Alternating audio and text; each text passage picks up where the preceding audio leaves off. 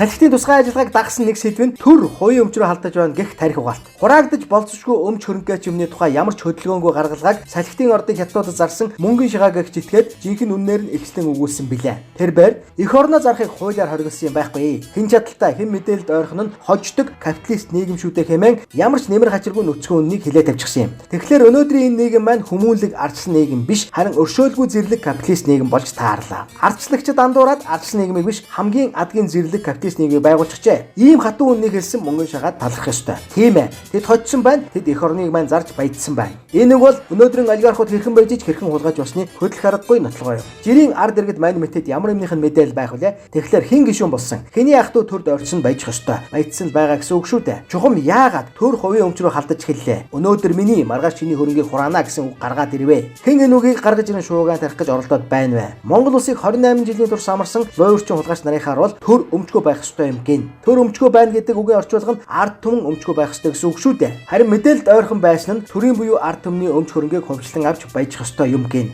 Хамгийн ойрын жишээ номтой байр. Эдгээр ийм л маягаар амьдрахын тулд эх орныг маань зарахыг хуулиар хориглоогүй байхгүй юу? Гэхдээ одоо тэр цаг өнгөрч байх шиг байна. Төр өмчтэй байх ёстой. Төр өмчөө хурааж авах ёстой. Хурааж аваад бүхэл гүйлгээ, бүхэл үйл ажиллагааг нь шилэн болгох ёстой. Тэр 34-51% гээд байх чирэггүй. 100% төрийн өмч болгоод түүнийг Монгол улсын бүх иргэдэд хувьцаа болгоод өгөх ёстой юм. Хувийн компаниуд харин энэ төрийн өмчит газруудын үйлчилгээний байгууллага болох ёстой. Одоо Монгол улсад байгаа 15 стратегийн ордыг бүгдийг нь төрийн мэдээлэл 100% аавна. Тэр хөрс хуулах, гадагшин зарах зэрэг асуудал харин төрийн хийх ажил биш. Уурхаан аман дээрээс хувийн компаниуд төрийн зарласан үнээр худалдан аваад цаашаа хэдээр зарах нь тэдний хэрэг. Хөрс хуулаад бусад ажил үйлчлэгийг мөн хувийн компаниудад тендер зарлаж яаж эрхийг нь өгнө. Гүйцээ. Төр зөвхөн ашиг орлогоо хянаад сууж байх л үлдэнэ. Элдвийн шахаа махаа байлгахын тулд маш хатуу хяналтгүй олон нийтийн зөвлөл, маш хатуу аудитын байгууллага дэрэгдэн байх ёстой. Товчхондоо бүх зүйл ганц хэрэг нойлын цас худалдаа авсан ч түүнийг олон нийтэд зарладаг байх ёстой. Ердөөл ийм. Ингэсэн цагт тэр эх орноо зарах марах гэсэн асуудал арилна. Ингэсэн цагт Монгол улс хөгжинэ. Ер нь бол иргэн нь баян бол түүний хөгжсөн улс гэдэг юм. Ядуурл давтсан өч40 гуйлагчтай улс орныг хөгжилтэй орн гэж тооцдоггүй. Бодит жишээ нь Швед, Норвеги, Скандинавын орнууд. Яг энэ жишгээр явуулахыг л бид хүрсэх болон тэдний ойр дотныхноос шаардах ёстой. Дээрээс нь одоо хувийн өмч олцоод байгаа газрын хэвлэлийн баялагийг хурааж авахыг шаардах ёстой юм. Үүнийг л хийж чадах юм бол тэр засгийн газраа шадван авна уу, готвон авна уу ёстой хамаа алга. Гол нь ард түмэн бүхний дээрээ баяжих ёстой. Үндсэн хуулинд юу гэж заасан байгаа вэ? Монгол улсын иргэн бүгд ижил тэгш эрэхтэй гэж заасан байгаа. Тийм ч учраас баяжиж хөрөнгөчгөд хүртэл тэгш эрэх гэж байх ёстой. Гэхдээ энэ зөвхөн газрын хэвлэлийн баялаг ард түмний мэдэлд байна гэсэн заалтын хүрээнд шүү дээ. Өөр бас бус юмнууд бий. Тэрийг нь дараагийнхаа дугааруудад өгүүлэх болно.